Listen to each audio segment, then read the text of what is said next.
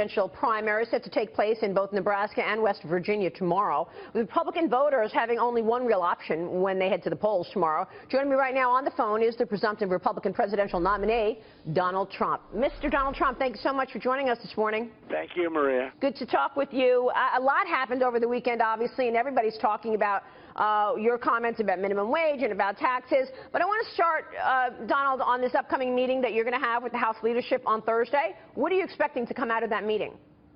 Well, I don't know. I mean, I won by more votes than anybody has ever received in Republican primaries, and we haven't even finished out the states. We have plenty left, including New Jersey, California, state of Washington, where I just got back, and, many others, West Virginia this weekend, and Nebraska, great places. So, I mean, I don't know exactly what is happening here. I was called a number of weeks ago by Paul Ryan. It was a very nice call, a very complimentary call, and that was the last I spoke to him, and all of a sudden he wants to talk. And I think this is a time for unity. And if there's not going to be unity, I think that's okay, too. I mean, I'll go out, and I think I'll do very well. I think I'm going to win the race either way, if you want to know the truth, because Hillary Clinton is a disaster for this country. She's a total disaster. So I think I'm going to win either way. But we're going to meet, as I understand it, on Thursday.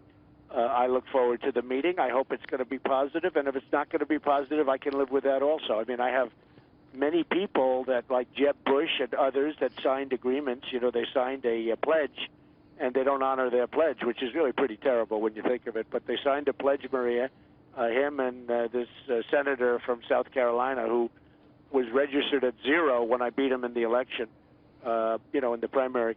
So Lindsey Graham, he's like a disaster. He goes around on every show. I mean, they don't say that he ran for president and he lost and he embarrassed himself. Right. So what happens is we have people, mostly support, by the way. We have tremendous support.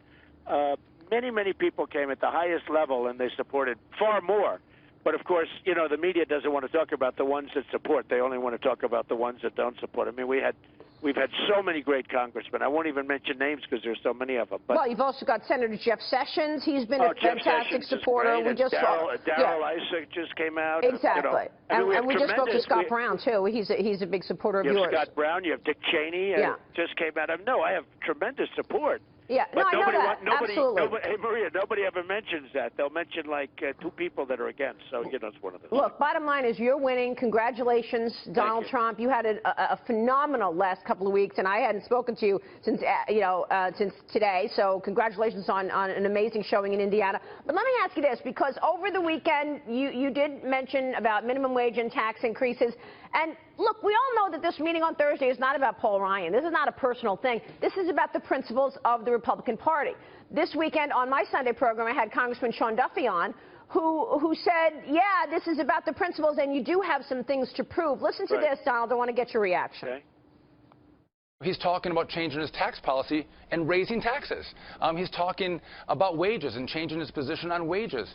We want to, I think, button him down and say, where are we going to go, Mr. Trump, if you're the president? How can we work together? Let's make sure we have a complete and a full understanding of where the two of us are going to go. And I think that'll go a long way to making people feel a lot more comfortable. Are those two things a departure from the principles you've discussed on the campaign trail, Donald? No. So first of all, Sean Duffy is a fantastic guy, okay, number one. But most importantly, I'm not talking about a tax increase. I'm talking about a tremendous tax decrease, okay? And it was misreported by NBC, but it was totally misreported. And Chuck Todd knows it was misreported because I corrected him on the show itself. So, are you ready? I put in a proposal, because that's all it is. It's really not tax policy. It's a proposal. Of course. I put it because, it's got to be negotiated by Congress. It's got to go through the Senate. Everybody looks at it, and everybody negotiates. I put in a massive tax decrease. In fact, Larry Kudlow said it's the best plan of any plan. Larry Kudlow is a great guy, and Larry Kudlow, as you know, gave it very high praise. It's a 15% business rate. Well, I lowered the tax. I lowered the business. We're the highest tax nation in the world, and I have it that we're among the lower tax nations. Not the lowest, but how low can you go, right? But it was the biggest cut of any candidate running for office, right? So during the course of my conversation with Chuck Todd, which, of course, as always is inaccurately portrayed, I said, of the low proposal, yeah, I may have to raise it a little bit because this is a negotiation. I may have to raise it. On the wealthy, on the highest earners. On the highest, because I said I'm really going to fight hard because, look, the middle class has just been decimated in this country. So I said I'm really going to fight hard for the middle class. I'm not raising it, and I'm not raising it in a business, but I could see the wealthy getting raised.